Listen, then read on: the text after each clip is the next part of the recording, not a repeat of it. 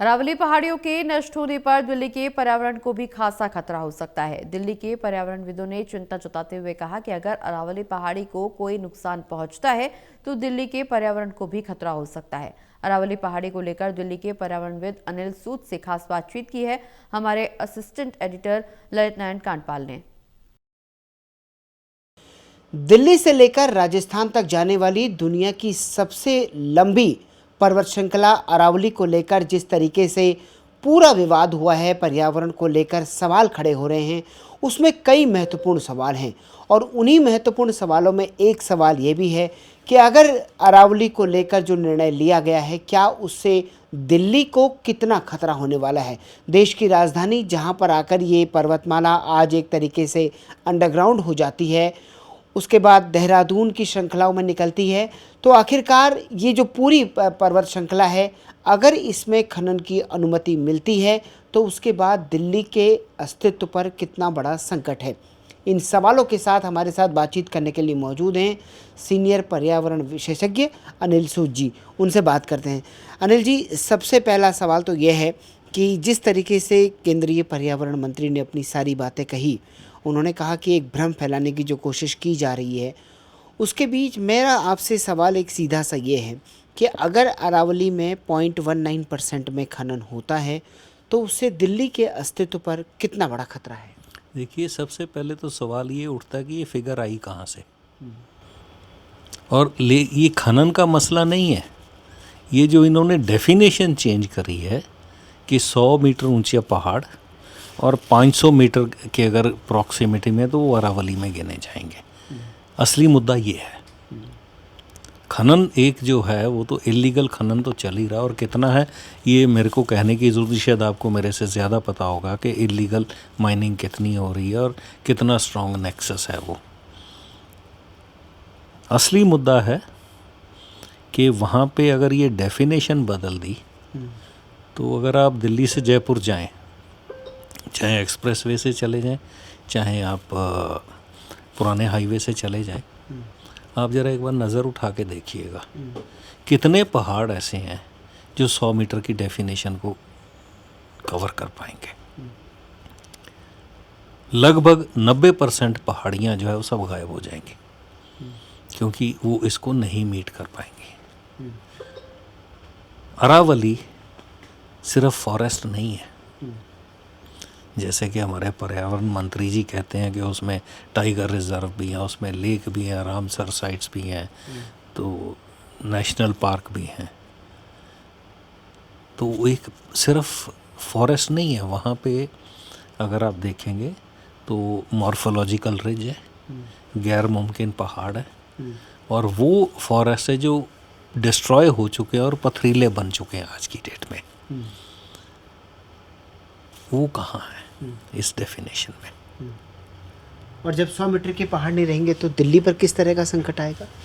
आप दिल्ली से भागने की तैयारी करो, फिर आप दिल्ली में नहीं रह पाओगे, क्योंकि ये जो अरावली रेंज है एक वॉल का काम करती है दिल्ली के लिए, हरियाणा के लिए भी, मतलब राजस्थान, पूरे राजस्थान से लेके दिल्ली तक, और फिर देहरादून से हरिद्वार तक, हरिद्वार से देहरादून जाओ अगर आप, उस एरिया में भी ये दीवार का काम करती है। दीवार जो रेतीले तूफानों को रोकती है, आंधियों को रोकती है, वाटर टेबल रिचार्ज करती है, यहाँ पे वाइल्ड लाइफ भी है, क्लाइमेट कंट्रोल करती है, गर्मी सर्दी का, और इसके साथ साथ आप जो है पूरी बायोडाइवर्सिटी इकोलॉजिकल सिस्टम मेंटेन करती है। अब आपने ये दीवार हटा दी तो क्या होगा, धूल भरी आंधियाँ आएंगी दिल्ली तक। आगे साल में लगभग 15-20 बार एयरपोर्ट बंद होता है, अब हर दूसरे दिन बंद होगा।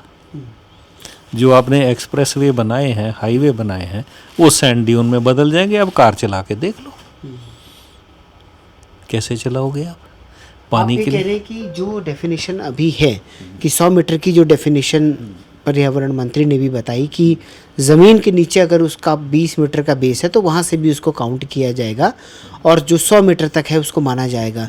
अगर वो नहीं रहेंगे तो दिल्ली में फिर एरोप्लेन चलना हो, सड़कों पर चलना हो, ये सब नामुमकिन हो जाएगा। पूरे नॉर्थ की इतनी बुरी हालत होने वाली है। आप जिस आराम से बिजली आज कंज्यूम कर रहे हो, आप पावर कंज्यूम नहीं, डिस्ट्रीब्यूट ही नहीं कर पाएंगे ये पावर।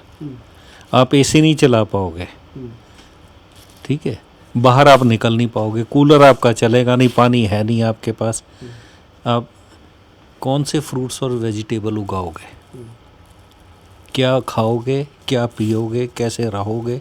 ये अपने आप में एक सर्वाइवल का बहुत बड़ा सवाल खड़ा हो जाएगा। तो ये सारे लोग जो हैं, पर्यावरण मंत्री जो कहते हैं भ्रम फैला रहे हैं, दरअसल ये जजमेंट ने ही भ्रम फैला दिया है और उस भ्रम को ये बचाने में लगे हुए हैं। तो आप ये कह रहे हैं कि भ्रम कोई नहीं है, जो ऑर्डर है उसके अकॉर्डिंग ये है कि आने वाले समय में अगर इन पहाड़ों में माइनिंग होती है तो फिर वो बेहद खतरनाक हो जाएगी। बहुत खतरनाक सिचुएशन हो जाएगी आने वाली जनरेशन्स के लिए। किस तरह का आप एंटायर नॉर्थ छोड़ना चाहते हो? क्या आप उनको प्रोटेक्ट करना चाहते हो कि क्या आप उनको मारना चाहते हो? ये बहुत बड़ा सवाल खड़ा हो जाएगा सर्वाइवल का। और मैं तो कहता नहीं, सुप्रीम कोर्ट ने खुद कहा था कि 31 पहाड़, तो जब सुनवाई हो रही थी सुप्रीम कोर्ट में 2002 से लेके 2018 तक 31 पहाड़ गुम हो गए। हनुमान जी तो ले नहीं गए, संजीवनी बूटी तो थी नहीं वहाँ पे, तो कौन ले गया? और पर्यावरण मंत्री ने जो ये बात कही कि ये एक्सपर्ट कमेटी की रिकमेंडेशन पर ही ये चीज़ें हुई हैं, तो उसको लेकर क्या कहेंगे? अगर आप जजमेंट का पैरा 22 पढ़ लो तो एक्सपर्ट उसमें कोई नहीं है।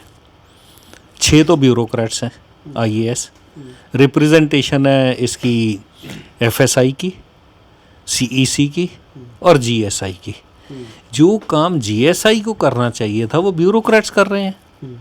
और जैसे कि बड़े सीना ठोक के कहते हैं, जब रिचर्ड मर्फी की डेफिनेशन हमने यूज़ करी है।